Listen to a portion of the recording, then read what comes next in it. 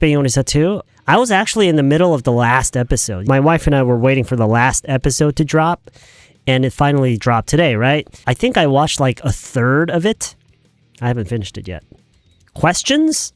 It's not like I haven't done that. I feel like I've done that quite a lot in the past. I don't have any plans in the near future to cover just questions. You're completely right. A lot of Koreans have a hard time asking questions because they never really ever needed to focus on questions because most of the studying that you've done in the past were focused on test preparation, right? And none of the tests actually require the students to ask questions. So it makes perfect sense that you don't feel comfortable asking questions because you just don't have the experience.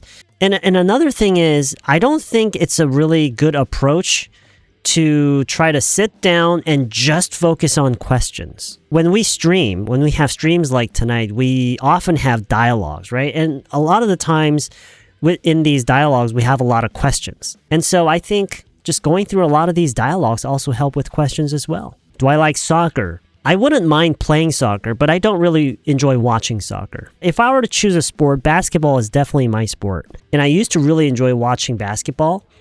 But then after a certain point, I don't know, I just sort of lost interest in the whole idea of watching other people play sports. And I just don't watch other people play sports anymore. I was realizing how different my English listening capacity is between how I feel I would be and where I really am. 내가 느끼는 영어 듣기 실력? I think that's pretty much true for anybody.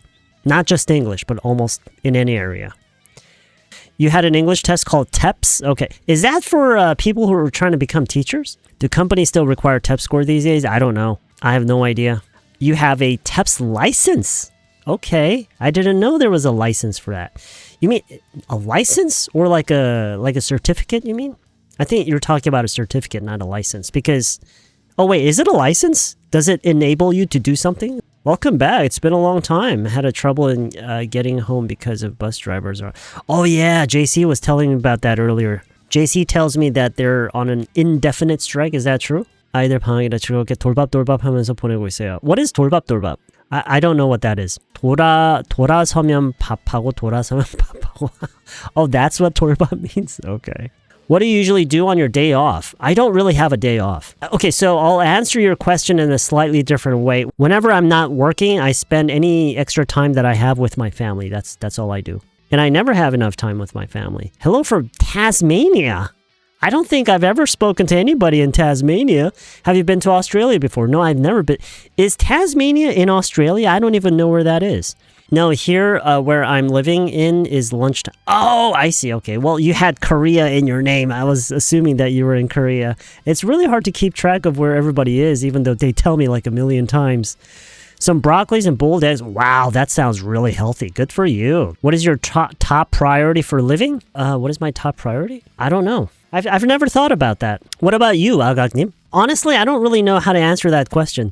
So maybe if you could tell me what your top priority is for living, maybe I can kind of, base my answer off of that. I don't really know like how to approach that question. You know what I mean?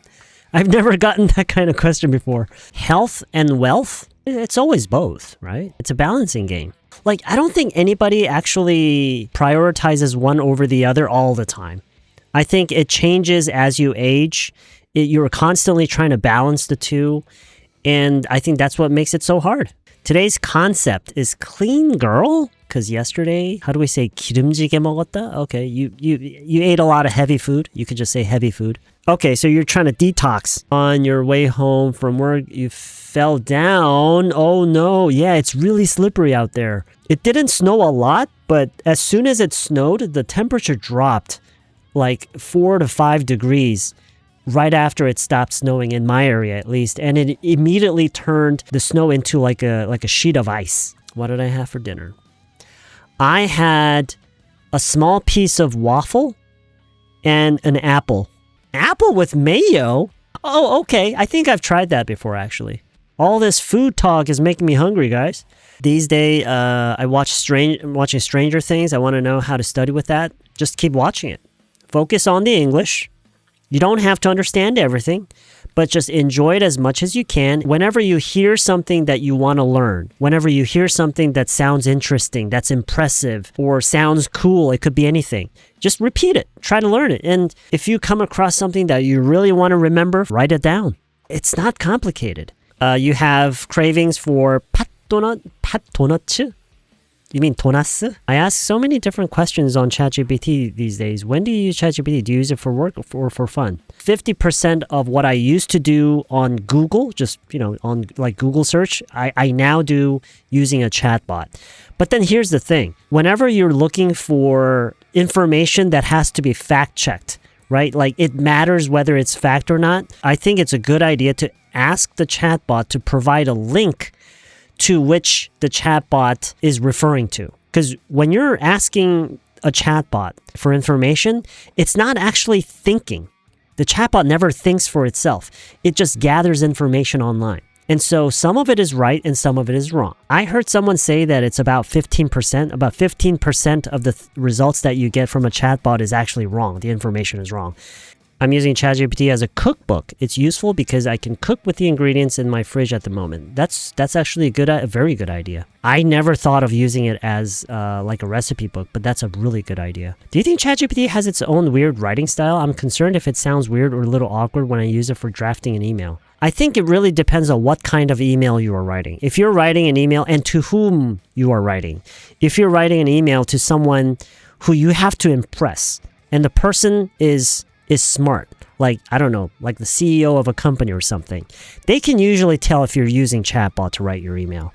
And so in those cases, I would try not to do that. I'm really curious every once in a while about AI chatbots winner. I'm using GPT. I believe that different chatbots are good at different things. People will give you different answers, and it's usually based on their personal experience. Do you have any idea for a better political environment in Korea? Which side do you support, red or blue? If there's one thing that I could wish for, that I could change, I wish we could change this whole dichotomy that we have. Like you have to choose one or the other. If you choose red, you have to always disagree with the blue. And vice versa. If you're choosing blue, you always have to disagree with the red. If we can't make decisions based on what is the best move rather than whose side is it from, I don't think we're ever going to solve this problem. And I think it's not just in Korea, it's in any country. Do I have a motto? A motto that I live by? It's not my motto, but one of the things that I truly believe is important to keep in mind, that I try to remind myself, and one of the things that I constantly tell people who are trying to learn English is start where you are, use what you have, and do everything that you can. Start where you are, use what you have, and do everything that you can. I don't know if you can really call that a motto, but it's one of my favorites.